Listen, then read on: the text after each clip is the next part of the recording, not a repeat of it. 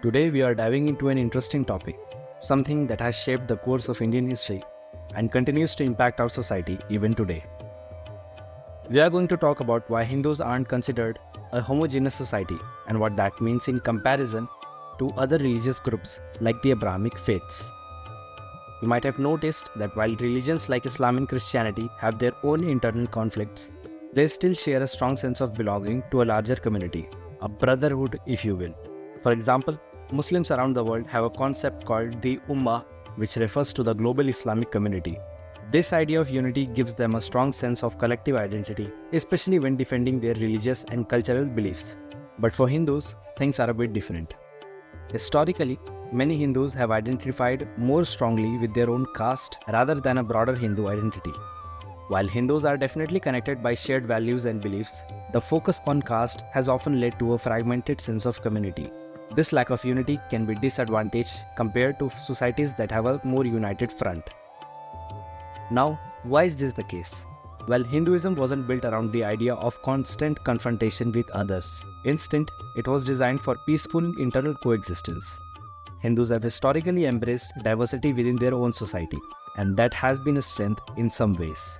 The different castes, traditions, and communities followed their own practices without a need to impose a single way of life on everyone.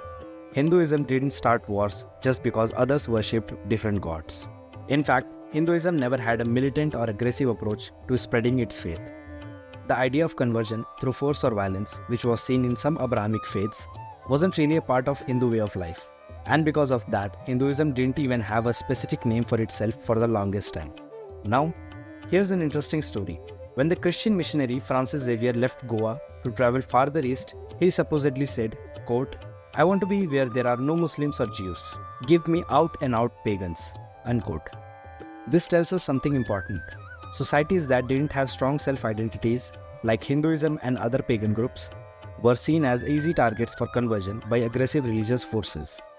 But today, many Hindus are starting to realize that this lack of unified identity can be a problem.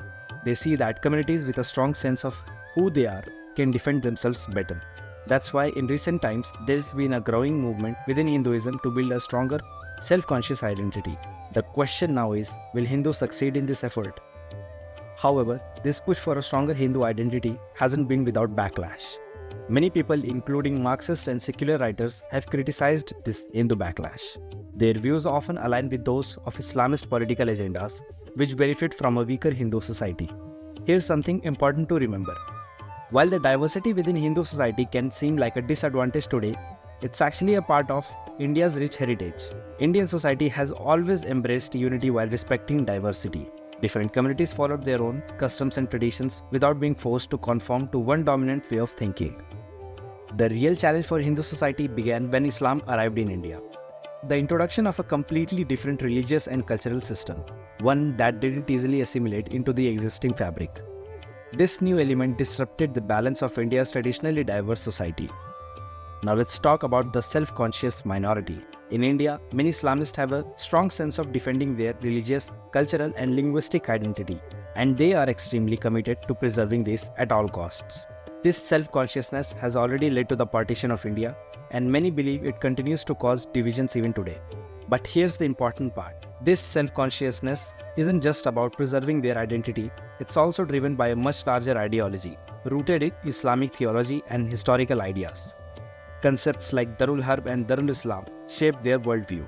Ignoring this deeper ideological framework would be like discussing Indian communist without acknowledging the influence of communist ideology and Soviet Russia.